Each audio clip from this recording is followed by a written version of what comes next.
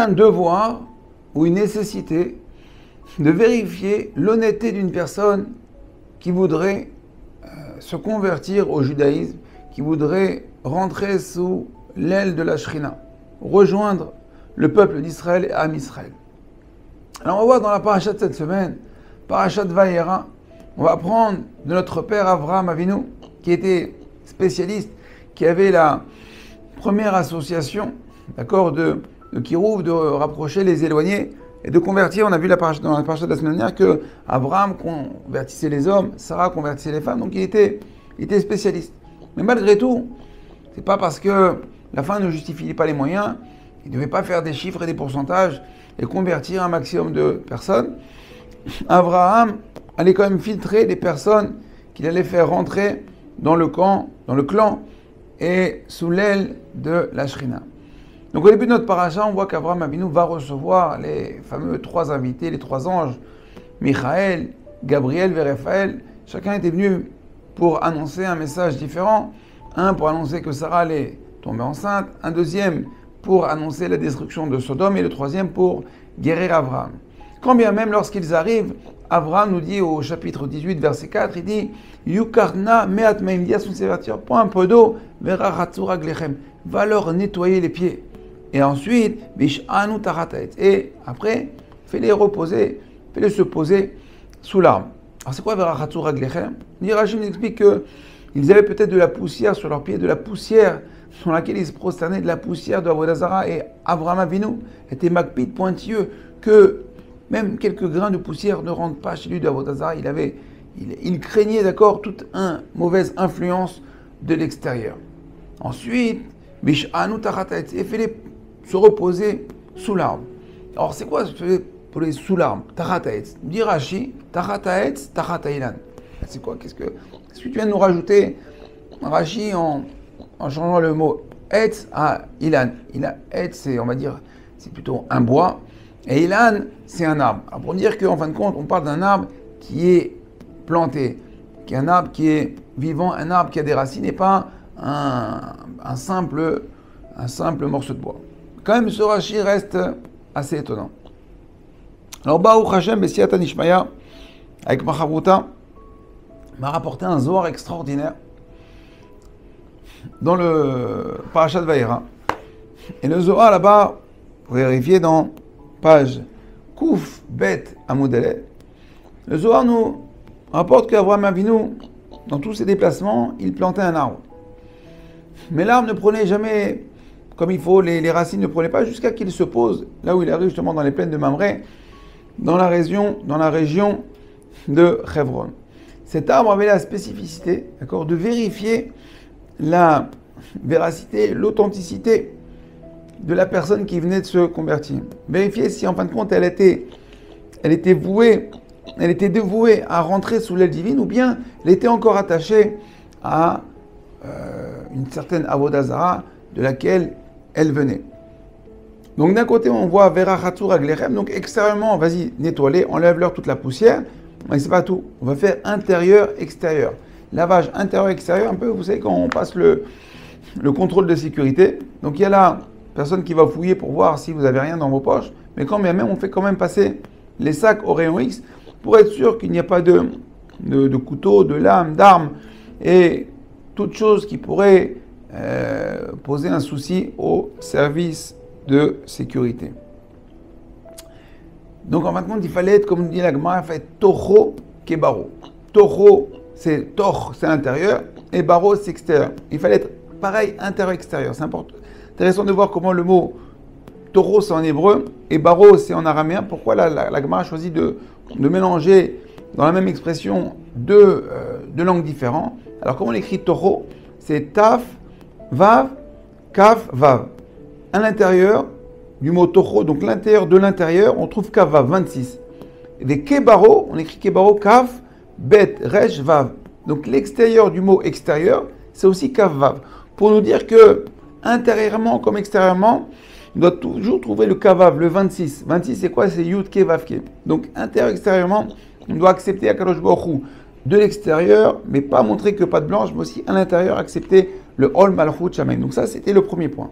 Maintenant, Abraham Avinu, on voit qu'il faisait passer donc Tachat à Ilan, ce fameux arbre, Ilan.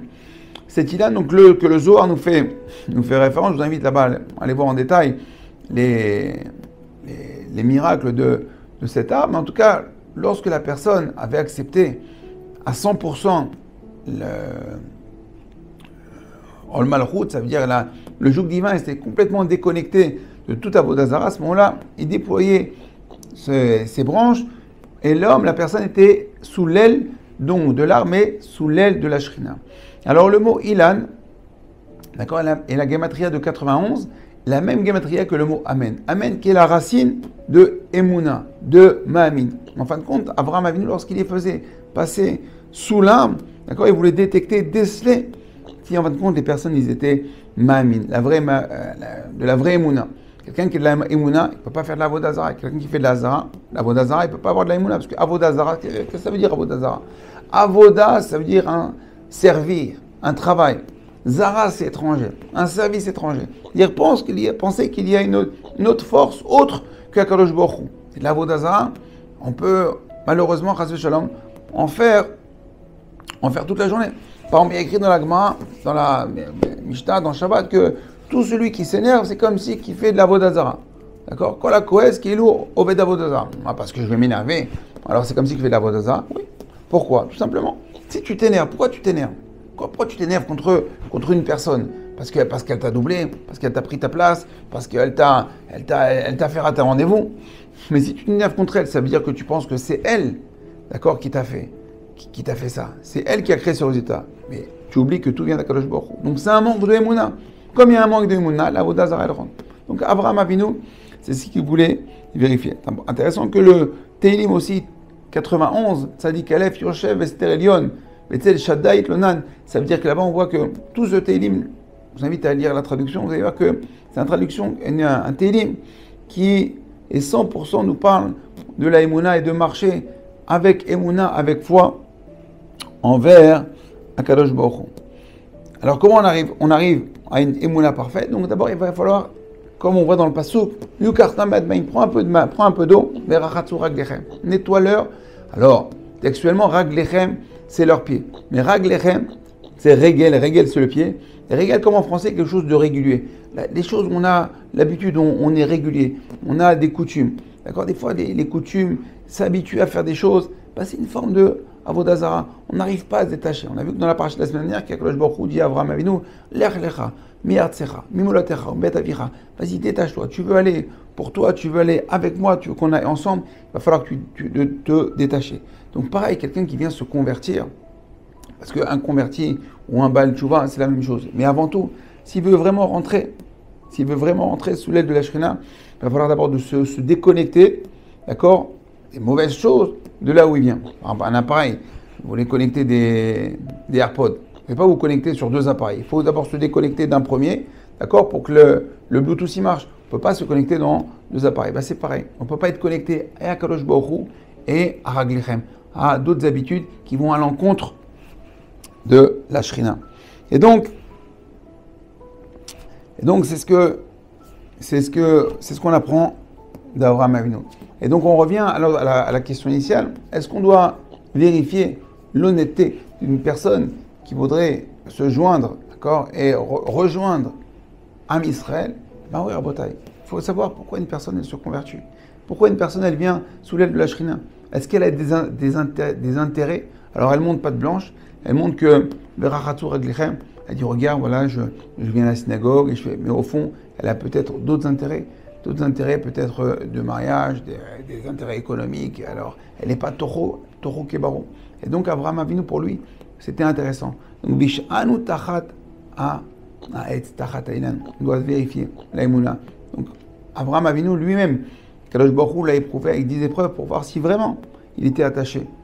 Et vraiment, Abraham Avinu a remporté, a montré toute sa émouna, sa dévotion, son amour pour Akadosh Baruch Hu. Il a réussi les 10 épreuves. Nous apprendre de notre père Abraham Avinu qu'il n'est pas tout de recevoir et d'accepter des gens. On n'est pas là pour faire de la quantité, on est là pour faire de la qualité. On doit accepter des gens qui ont vraiment un désir, une envie, honnêtement, à 100%, intérieur, extérieurement, de rejoindre, d'accord, l'aile, de vivre sous l'aile de la Shrina, et pas pour des intérêts, pour régulariser une situation, parce que lui, il vient de là et elle vient de là. On ne cherche pas à diplômer des goïms, d'accord. On veut des gens qui rejoignent l'aile de la Shrina à 100% Be'emouna. Bezrat Hashem, qu'on soit nous aussi 100% avec Akadosh Baruch Hu, Toro Kebaro, rempli de Be'emouna. On sait que l'épreuve de cette dernière génération, de ces dernières années, de ces derniers temps où on est en train de vivre, la véritable épreuve, c'est celle de la Be'emouna. Donc nous aussi, on doit Yukarna, nous aussi, on doit nettoyer nos pieds, d'accord, la poussière dans laquelle on marche. Autour de nous, on est envahi de poussière, des fois beaucoup de poussière de Avodah Zara. On doit l'enlever et vivre avec Emouna et vivre sous l'aile, vivre sous l'arbre, le Ilan, la Emouna, avoir une vie entièrement dédiée, consacrée et être main dans la main avec Kadosh Baruch Hu, plein de Emouna. Shabbat Shalom. Très bientôt, Kol Tov. Cette vidéo vous a plu? Partagez-la avec votre réseau pour diffuser la Torah. Découvrez plus de ressources sur notre site www.ovdhm.com. Vous y trouverez nos livres en format PDF, des fiches pratiques, la DAF de Shabbat, ainsi que de nombreux articles exclusifs d'Ovdei Hashem. À très bientôt.